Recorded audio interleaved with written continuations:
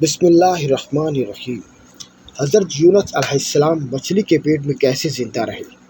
Oxford کے professor Ambrose یہاں لکھتے ہیں کہ مچھلی کے پیٹ میں آکسیجن تو ہوتی ہے، لیکن اس کا درجہ حرارت 104 ڈگری ہوتا ہے، جس پہ انسان 40 دن نہیں رہ سکتا۔ حضرت یونس علیہ السلام مچھلی کے پیٹ میں صرف اسی صورت زندہ رہے کہ وہ ایک تسبیح سے طاقت حاصل کرتے تھے۔ وہ تسبیح قرآن میں ہے۔ بسم اللہ الرحمن الرحیم۔ حضرت یونس علیہ السلام ایک عرصہ تک نینوا کے لوگوں کو توحید کی دعوت اور بت پرستی سے روکتے رہے، مگر قوم نے ان کی دعوت قبول کرنے سے انکار کر دیا۔ صرف یہی نہیں، غرور و تکبر میں مبتلا قوم دیگر نافرمان اقوام کی طرح آپ علیہ السلام کی دعوت کا مذاق بھی اڑاتی رہی۔ جب ان کی سرکشی نافرمانی انتہا کو پہنچ گئی تو اللہ تعالیٰ نے حضرت یونس علیہ السلام کو حکم دیا کہ لوگوں کو آگاہ کر دو کہ 3 دن کے اندر اندر ان پر عذاب آنے والا ہے۔ آپ علیہ السلام نے قوم میں ان کا اعلان کر دیا۔ یہ سن کر قوم یونس علیہ السلام نے آپس میں مشورہ کیا تو اس بات پر ان سب کا اتفاق ہوا کہ حضرت یونس علیہ السلام کو کبھی جھوٹ بولتے ہوئے نہیں دیکھا گیا، لہذا ان کی بات نظر انداز نہیں کرنی چاہیے۔ مشورے میں یہ بھی طے ہوا کہ دیکھا جائے کہ اگر یونس علیہ السلام رات بستی کے اندر اپنے گھر میں مقیم رہتے ہیں تو سمجھ لو کہ کچھ نہیں ہوگا، اور اگر وہ یہاں سے کہیں اور چلے جاتے ہیں تو یقین کر لو کہ صبح عذاب ضرور آئے گا۔ قصہ مختصر: حضرت یونس علیہ السلام رات کو اس بستی سے نکل گئے۔ صبح ہوئی تو عذاب الہی ایک سیاہ دھوئیں اور بادل کی شکل میں بستی والوں کے سروں پر منڈلانے لگا۔ جب وہ ان کے قریب ہونے لگا تو لوگوں کو یقین ہو گیا کہ اب وہ سب ہلاک ہونے والے ہیں۔ یہ دیکھ کر حضرت یونس علیہ السلام کو تلاش کیا گیا کہ ان کے ہاتھ پر ایمان لے آئیں اور توبہ کر لیں، مگر آپ علیہ السلام کو نہ پایا تو وہ خود ہی اخلاص نیت کے ساتھ توبہ استغفار میں لگ گئے اور اپنے گھروں سے ایک میدان میں نکل آئے۔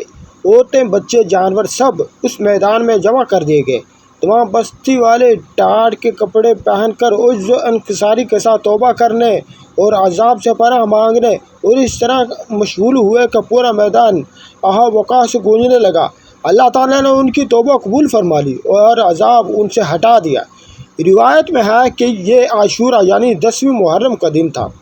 ادھر حضرت یونس علیہ السلام بستی سے باہر اس انتظار میں تھے کہ اب اس قوم پر عذاب نازل ہوگا۔ ان کے توبہ استغفار کا حال انہیں معلوم نہ تھا۔ جب عذاب ٹل گیا تو انہیں فکر ہوئی کہ اب تو قوم مجھے جھوٹا قرار دے دے گی، کیونکہ میں نے اعلان کیا تھا کہ 3 دن کے اندر عذاب آ جائے گا۔ اس قوم کا قانون تھا کہ جس شخص کا جھوٹ معلوم ہو جائے وہ اپنے کلام پر کوئی شہادت پیش نہ کر سکے تو اسے قتل کر دیا جاتا۔ تو یونس علیہ السلام کو فکر ہوئی کہ انہیں بھی جھوٹا قرار دے کر قتل کر دیا جائے گا۔ اس رنج و غم اور پریشانی کے عالم میں اس شہر سے نکل جانے کا ارادہ کر کے چل دیے، یہاں تک کہ بحیرہ روم کے کنارے پہنچ گئے۔ وہاں ایک کشتی دیکھی جس میں لوگ سوار تھے۔ آپ علیہ السلام کو ان لوگوں نے پہچان لیا اور کرائے کے بغیر سوار کر دیا۔ کشتی روانہ ہو کر جب وسط میں پہنچی تو دفعتاً ٹھہر گئی، آگے بڑھتی ہے نہ پیچھے۔ کشتی والوں نے منادی کی کہ ہماری اس کشتی میں کوئی ظالم، گناہ گار یا بھاگا ہوا غلام سوار ہو جاتا ہے تو یہ کشتی خود بخود رک جاتی ہے۔ ایسے آدمی کو چاہیے کہ خود کو ظاہر کر دے تاکہ اس کی وجہ سے سب پر مصیبت نہ آئے۔ اس پر حضرت یونس علیہ السلام بول اٹھے کہ وہ بھاگا ہوا غلام ہوں، گناہ گار میں ہی ہوں، کیونکہ میں اپنے شہر سے نکل کر کشتی میں سوار ہونا ایک طبعی خوف کی وجہ سے تھا، بِإِذْنِ الٰہی نہ تھا، اور اللہ تعالیٰ کے حکم کے بغیر یوں چلے آنے کو حضرت یونس علیہ السلام کی پیغمبرانہ شان نے ایک گناہ قرار دیا کہ پیغمبر کی کوئی نقل و حرکت بلا اذن الٰہی نہیں ہونی چاہیے۔ بہرحال آپ علیہ السلام نے فرمایا کہ مجھے دریا میں ڈال دو تو تم سب اس عذاب سے بچ جاؤ، مگر کشتی والے اس پر تیار نہ ہوئے، بلکہ انہوں نے قرآن اندازی کی تاکہ جس کا نام نکلے اسے دریا میں ڈالا جائے، لیکن قرآن اندازی میں بھی آپ ہی کا نام نکلا۔ لوگوں کو اس پر تعجب ہوا تو کئی مرتبہ قرآن اندازی کی گئی، ہر مرتبہ آپ ہی کا نام آتا رہا۔ قرآن کریم میں سورہ صافات کی آیت نمبر 141 میں اس قرآن اندازی اور حضرت یونس علیہ السلام کا نام نکلنے کا ذکر موجود ہے۔ ایک طرف قرآن اندازی میں نام نکلنے پر آپ علیہ السلام کو دریا میں ڈالے جانے کا سامان ہو رہا تھا، دوسری طرف ایک بہت بڑی مچھلی اللہ کے حکم پر کشتی کے قریب منہ کھولے موجود تھی کہ آپ علیہ السلام کو اپنے پیٹ میں جگہ دے۔ حضرت یونس علیہ السلام جیسے ہی پانی میں گئے، مچھلی نے فوراً انہیں اپنے پیٹ میں لے لیا۔ حضرت عبداللہ بن مسعود رحمۃ اللہ علیہ رضی اللہ عنہ فرماتے ہیں کہ حضرت یونس علیہ السلام اس مچھلی کے پیٹ میں 40 روز رہے۔ یہ انہیں زمین کی تہ تک لے جاتی اور دور دراز تک مسافتوں میں پھیراتی رہی۔ بعض افراد میں 7، بعض نے 5 دن اور کئی ایک نے مچھلی کے پیٹ میں رہنے کی مدت چند گھنٹے لکھی ہے۔ حقیقت حال تو اللہ تعالیٰ ہی کو معلوم ہے۔ اس حالت میں حضرت یونس علیہ السلام کی دعا لا الہ الا انت سبحانک انی کنت من الظالمین، تو اللہ تعالیٰ نے دعا قبول فرمائی اور مچھلی نے آپ کو بالکل صحیح سالم حالت میں کنارے پر ڈال دیا۔ مچھلی کے پیٹ میں گرمی سے ان کے بدن پر کوئی بال نہ رہا تھا۔ اللہ تعالیٰ نے ان کے قریب ایک درخت اگا دیا جس کے پتوں کا سایہ آپ علیہ السلام کے لیے راحت کا سبب بن گیا۔ نیز ایک جنگلی بکری اللہ تعالیٰ کے حکم سے صبح شام آپ کے پاس آ کھڑی ہوتی اور آپ اس کا دودھ پی لیتے۔ اس قصہ کے جتنے اجزاء قرآن پاک میں مذکور ہیں یا حدیث مبارکہ سے ثابت ہیں وہ تو یقینی ہیں، باقی اجزاء محض تاریخی روایات پر مشتمل ہیں جن پر کسی شرعی مسئلے کا مدار نہیں رکھا جا سکتا۔ حضرت ابو ہریرہ رضی اللہ عنہ سے منقول ہے کہ رسول اللہ صلی اللہ علیہ وسلم نے فرمایا، جب اللہ تعالیٰ نے حضرت یونس علیہ السلام کو مچھلی کے پیٹ میں قید کرنے کا ارادہ فرمایا تو مچھلی کو حکم کیا کہ ان کو لے لو، لیکن ان کے گوشت پر تیرا تصرف نہیں، کیونکہ یہ تیری غذا نہیں ہے۔ جب مچھلی آپ علیہ السلام کو لے کر سمندر کی انتہائی نچلی سطح میں پہنچی تو آپ علیہ السلام نے کچھ آہٹیں سنی۔ اس پر اللہ تعالیٰ نے وحی فرمائی، یہ سمندری جانوروں کی تسبیح ہے۔ اس موقع پر حضرت یونس علیہ السلام بھی تسبیح کی۔ فرشتوں نے آپ کی تسبیح سنی تو بارگاہ خداوندی میں عرض کی کہ اے ہمارے پروردگار، ہم ایک نحیف اور کمزور سی آواز کسی اجنبی زمین سے سن رہے ہیں۔ اللہ تعالیٰ نے فرمایا، یہ میرا بندہ یونس علیہ السلام ہے۔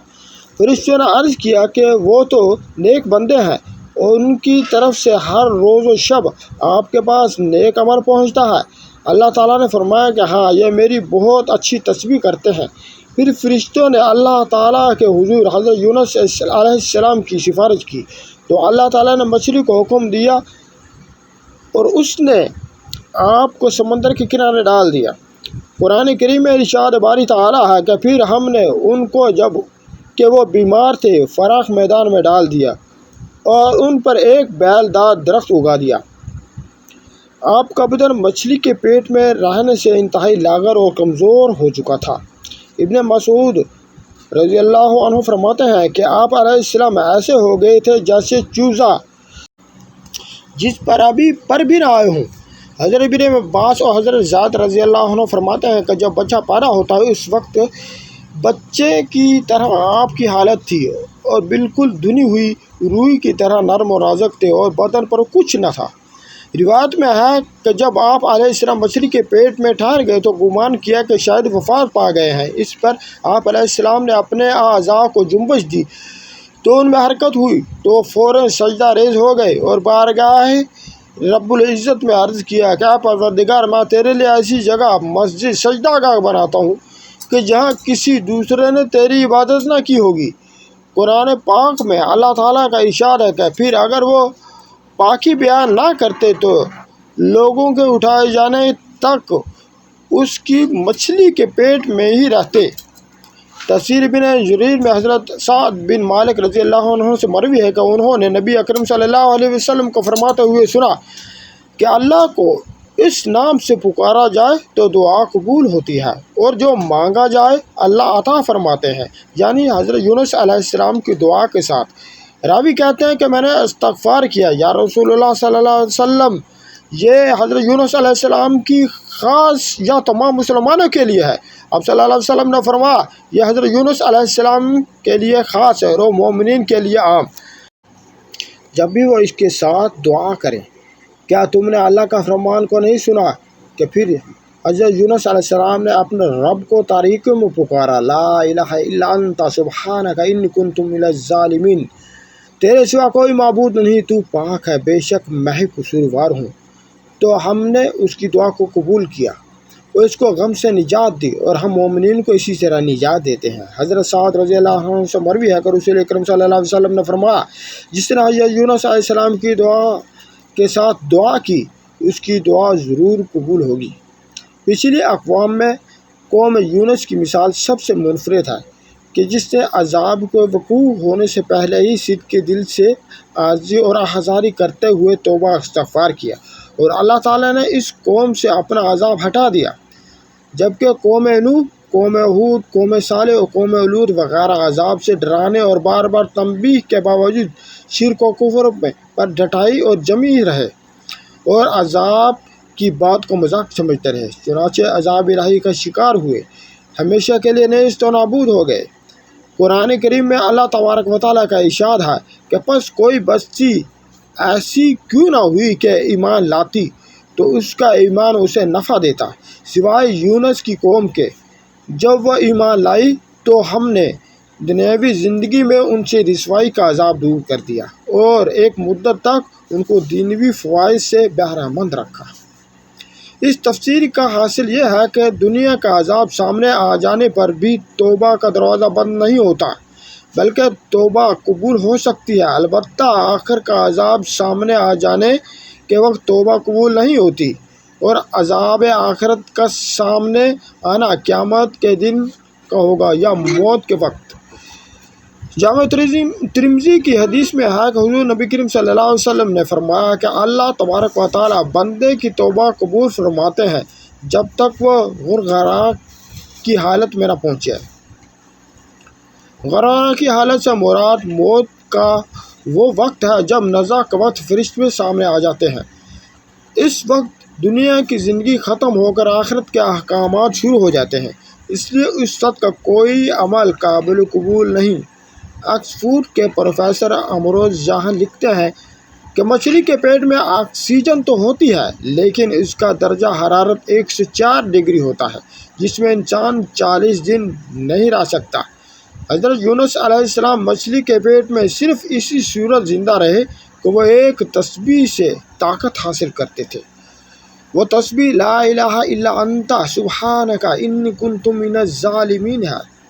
اے اللہ، جیسے تو نے اپنے نبی یونس علیہ السلام کو سمندر اور مصیبت کی تاریکیوں میں نجات دی اور مچھلی کے پیٹ پہ ان کی دعا قبول کی، ہمیں بھی غموں اور آزمائشوں کی طریقوں میں نجات دے اور اپنی وسیع رحمت سے ہم پر مہربانی فرما۔ اے اللہ، ہمیں سچی توبہ کرنے والوں میں شامل فرما، ہمیں صبر اور تیری تقدیر پر بھروسہ کرنے والوں کی توفیق دے اور ہماری توبہ قبول فرما جیسے تو نے یونس علیہ السلام کی توبہ کو قبول کیا۔ اے اللہ، اگر ہم بھول گئے ہیں یا خطا کی ہے تو ہمارا مواخذہ نہ کرنا، ہمیں بخش دے اور ہم فرما، تو سب سے بہتر رحم فرمانے والا ہے۔ اللہ ہم سب کو صبر اور استقامت اور رحمت کے سائے میں جگہ عطا فرما، آمین یا رب العالمین۔ ناظرین، کمنٹ باکس میں اللہ تبارک و تعالیٰ کے 99 ناموں میں سے ایک نام ضرور ٹائپ کیجیے اور ایسی ویڈیوز دیکھنے کے لیے ہمارے چینل کو ضرور سبسکرائب کیجیے، آمین۔